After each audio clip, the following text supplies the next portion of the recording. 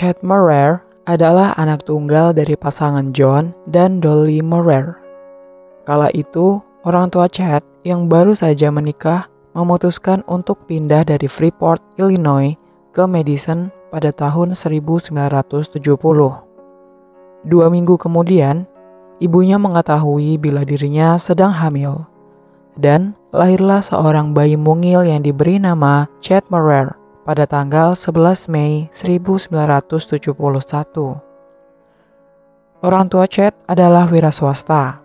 Ayahnya, John Murray, menjalankan sebuah jasa pembersihan karpet dan pelapis. Sementara ibunya, Dolly Murray, memiliki jasa pembersihan rumah yang sangat terkenal saat itu. Chet lulus dari La Valley High School pada tahun 1989. Dia menyukai balap sepeda BMX dan snowboarding. Ia juga merupakan anggota Asosiasi Sepeda Amerika. Chet berkompetisi dalam berbagai balapan sepeda dan mengumpulkan ratusan piala balap.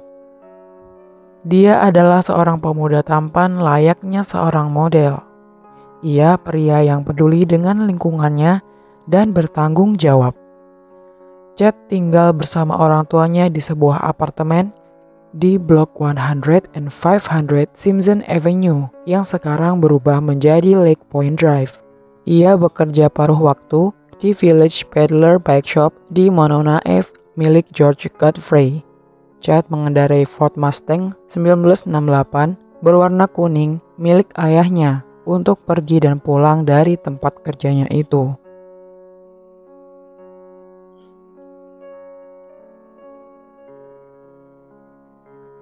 Pada hari Sabtu, tanggal 19 Mei 1990, Chet mampir ke rumahnya saat jam istirahat makan siang.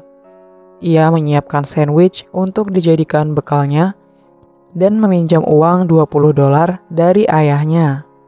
Setelah itu, ia langsung pergi untuk kembali bekerja. Dia harus menempuh perjalanan kurang lebih 10 menit dari rumahnya menuju tempat kerja. Sekitar 1,5 jam kemudian, Chet memerlukan sesuatu. Jadi, dia meminta izin pada Godfrey akan pergi ke toko perangkat keras yang berjarak 2 pintu dari toko sepedanya. Ketika orang tua Chet melihat mobil Mustang miliknya sudah tidak ada di garasi, mereka segera mengunjungi toko sepeda untuk menanyakan keberadaan Chet. Namun, pemilik toko, Godfrey, tidak tahu Chet ada di mana, dan toko saat itu sedang dipenuhi banyak pelanggan. Ibu Chet kemudian merasa ada sesuatu yang mengganjal, tetapi dia tidak berpikir macam-macam. Namun, ketika Chet belum juga kembali ke rumah keesokan paginya, ibunya mulai menelpon teman-temannya. Sayangnya, mereka tidak mendengar kabar apapun dari Chet. Mereka terakhir melihatnya pada hari Jumat 18 Mei selama beberapa jam di sebuah pesta. Setelah itu, ayah Chet segera mengajukan laporan orang hilang kepada polisi setempat.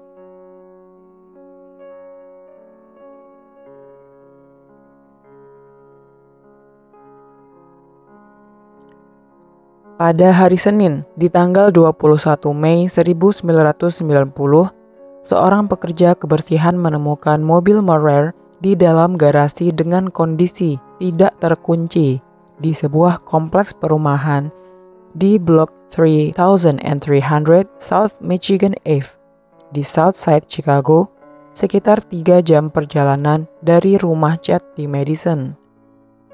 Dalam mobil itu, Chet ditemukan meninggal dunia di kursi pengemudi. Kemudian, pekerja kebersihan itu segera melaporkan pada polisi. Ketika petugas polisi Chicago tiba, mereka memeriksa mobil tersebut dan menemukan fakta jika kunci kontak tidak dalam kondisi aktif, baterai mobil mati, dan meteran bensin menunjukkan keadaan kosong. Selain itu, ada beberapa sidik jari yang berlumuran darah di jendela, tetapi para penyelidik belum memeriksanya. Hasil otopsi juga membuktikan tidak ada obat atau alkohol yang ditemukan dalam tubuh Chad. Sehingga pemeriksa medis Cook County memutuskan kematian Chad Morer sebagai bunuh diri dan penyebab kematiannya adalah keracunan karbon monoksida. Tak lama setelah itu, keluarga Chad menerima telepon dari polisi Chicago dan memberi kabar jika putra mereka telah bunuh diri. Teman-teman Chad menelpon ibunya menanyakan apakah dia benar bunuh diri, tetapi ibunya menyangkal hal itu karena ia percaya jika Chad tidak mungkin melakukannya. Ibunya berpikir, jika memang Chad bunuh diri, mengapa dia tidak melakukannya di sini? Kenapa harus pergi dulu ke 150 mil jauhnya dari rumah? Hal itu sangatlah aneh menurut Dolly. Chad juga punya banyak teman, keluarga yang baik, dan tidak sedang dalam keadaan depresi. Terlebih lagi, dia sedang menabung untuk rencana pindahnya ke Boulder, Colorado pada akhir Mei nanti. Saat keluarga Morers bersiap untuk menguburkan Chad, mereka melihat kuku-kuku jarinya terkelupas sampai ke tulang, seolah-olah dia terlibat dalam sebuah pertengkaran. Di wajahnya juga terdapat memar. Keluarga Morers kemudian menghubungi pihak berwenang setempat untuk menyampaikan keganjilan itu.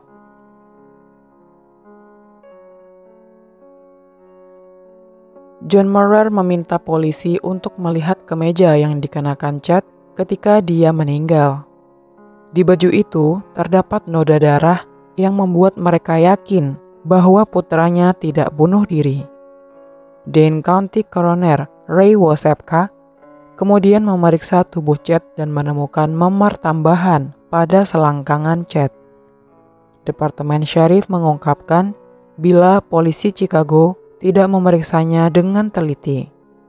Detektif David Bongiovanni bersama keluarga Morer meneliti laporan polisi dan foto-foto di TKP.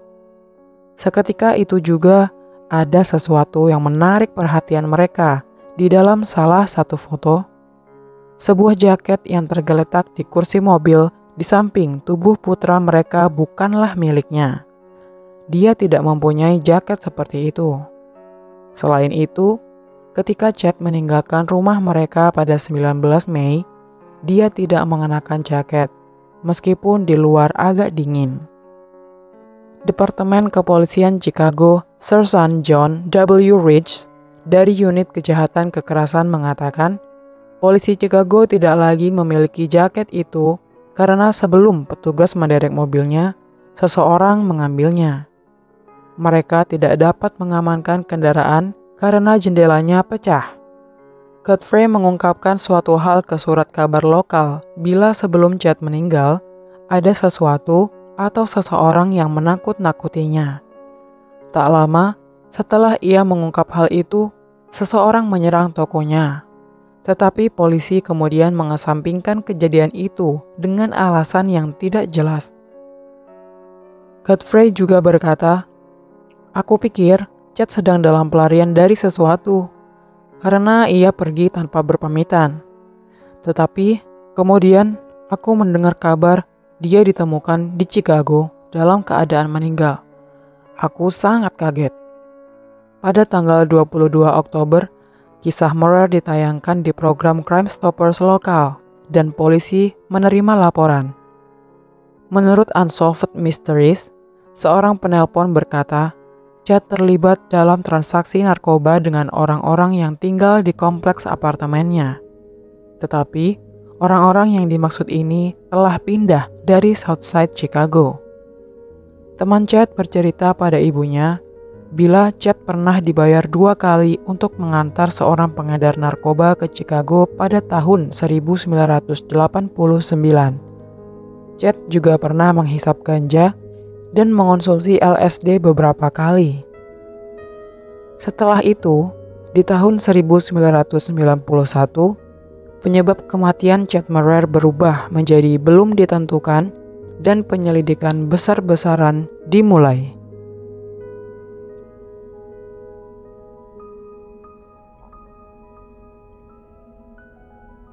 Pada tahun 1991, Capital Times melaporkan bukti-bukti baru muncul, termasuk fakta bahwa tubuh Chad memiliki 24 bekas luka. Kepolisian Chicago sebelumnya mengklaim tidak ada bukti kejahatan dan tidak ada tanda-tanda trauma di tubuhnya. Sehingga kepala administrator mereka, Roy Dames, membela saat diwawancarai Chicago Tribune. Ia berkata, ahli patologi sudah menangani kasus ini dengan sempurna. Tak diragukan lagi, Chad memang terlibat dalam perkelahian. Namun, itu tidak ada hubungannya dengan penyebab kematiannya. Haruskah seseorang menyelidiki dari mana dia mendapatkan luka itu? Dari hasil wawancara itu, publik banyak yang meragukan status Roy Dames sebagai kepala administrasi karena tidak dapat berpikiran terbuka dan menyelidiki dengan detail kematian seseorang. Laporan otopsi menunjukkan tingkat karbon monoksida sebesar 74%, jauh lebih tinggi dari yang biasanya ditemukan pada korban yang ditemukan bunuh diri. Normalnya hanya kisaran 50-60%. Temuan itu menunjukkan jika seseorang telah memasukkan Chad ke dalam kendaraan saat tidak sadarkan diri. Kemudian, diduga pelaku mengatur mobilnya agar Chad terlihat mati karena karbon monoksida, sehingga itu membuatnya tampak seperti bunuh diri.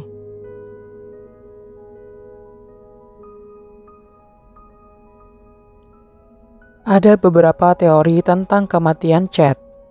Teori pertama, yang paling kuat menurut polisi, yaitu Chad bekerja sebagai kurir narkoba untuk mencari uang tunai yang dianggap cepat dan mudah, dan seseorang membunuhnya saat tiba di Chicago.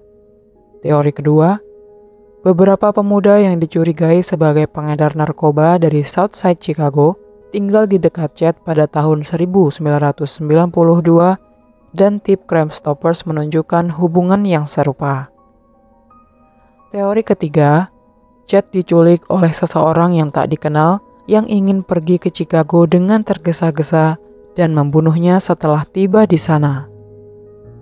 Teori keempat, dia tidak masuk kerja karena sedang mencari gay di Windy City. Kemudian pergi ke Chicago untuk membeli narkoba dan bertemu dengan orang jahat, sehingga dia menjadi depresi dan ingin bunuh diri. Teori kelima, Chad berhasil sampai ke tempat parkir toko dan orang-orang menculiknya di sana. Atau dia berhenti untuk mengisi bensin dengan uang $20 yang diberikan ayahnya. Kemudian mereka membawanya dari pom bensin dengan mengancam menggunakan senjata. Teori keenam, pembunuhan ini terjadi di tempat parkir kompleks apartemen saat Chad masuk ke mobilnya untuk kembali ke toko sepeda. Dan teori ketujuh, Chad mengetahui dan melihat sesuatu yang tidak seharusnya di kompleks apartemen itu, sehingga para pelaku takut mereka akan dilaporkan ke polisi dan memutuskan untuk membunuh Chad Murray. Dari sekian banyaknya teori, tetap tidak ada yang membantu para penyelidik dalam menemukan tersangkanya. Kepolisian Chicago mengakui jika mereka membuat kesalahan pada tahap awal penyelidikan Chad. Orang tua Chad juga menekan polisi dan mendorong agar kasus Chad tetap diingat publik. Marshfield News Herald melaporkan, keluarga Murray berusaha sangat keras untuk kasus ini dengan melobi para anggota parlemen, mendatangi rumahnya dan menulis surat, mencatat panggilan telepon, mengajukan tanggapan, dan menyimpan setiap informasi baru. Pada musim gugur 1995, seorang wanita menelpon keluarga Murray dan berkata, dia tahu siapa yang membunuh putranya tetapi tidak ingin memberitahunya. Seorang pria yang sedang menjalani hukuman di penjara Dane County juga ikut berkata bila dia mendengar seseorang membual tentang pembunuhan Chad, tetapi ia menolak untuk bersaksi karena takut nyawanya terancam. Pada tahun 1998, para penyelidik meminta sampel darah dari keluarga Murrers untuk tes DNA, guna memastikan bila darah yang ada di baju Chad adalah miliknya. Keluarga Murrers menyerahkan darah mereka, tetapi kemudian tidak ada kabar apapun setelah itu. Terlebih lagi, sejak hari pertama penyelidikan, polisi berkata, seiring dengan bertambahnya usia kasus ini akan dipindahkan ke dalam kasus cold case. Tahun berikutnya, Ibu Chad berkata bahwa 3 tersangka terus bermunculan. Para pemuda yang diduga tersangka ini pindah ke Madison dari Chicago hanya beberapa minggu sebelum kematian Chad. Jadi, dapat diperkirakan bila Chad mengenal pelakunya. Namun, tidak pernah ada cukup bukti bagi pihak berwenang untuk menangkap mereka. Keluarga Murrers berharap tes DNA akan membuktikan jika salah satu atau ketiga tersangka tersebut bersalah atas kematian putra mereka. Salah satu tersangka baru-baru ini ditangkap dan dijatuhi hukuman 27 tahun penjara karena kejahatan lain. Jika orang tua Chad melihat lebih dekat lingkaran pertemanan Chad, mungkin saja mereka akan menemukan pembunuhnya. Karena mereka yang terlihat tidak bersalah bisa saja sebenarnya adalah seorang pembunuh. Polisi juga kesulitan dan tidak berhasil menangkap tersangka pembunuhan Chad, sehingga kasus ini menjadi terlupakan.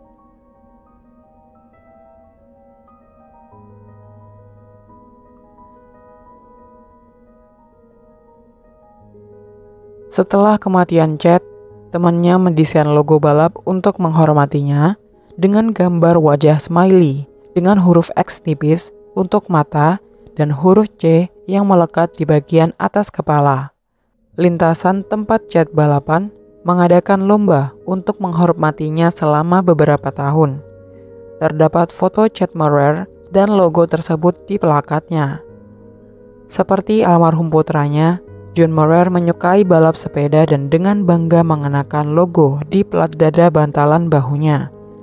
Ia bahkan beberapa kali mengikuti lomba dan berhasil menjadi juara di beberapa kelas lomba yang diikutinya.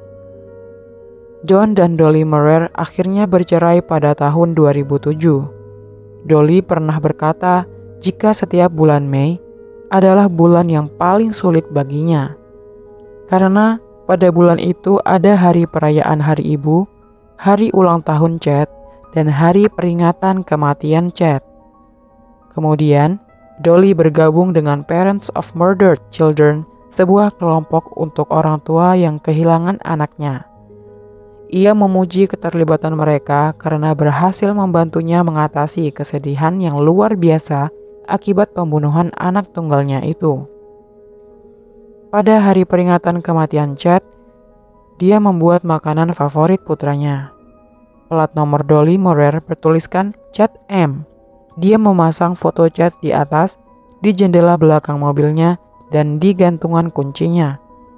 Itu adalah sebuah pukulan yang sangat menyakitkan bagi seorang ibu karena telah kehilangan anak satu-satunya. Dan itu akan selalu menghantuinya setiap saat.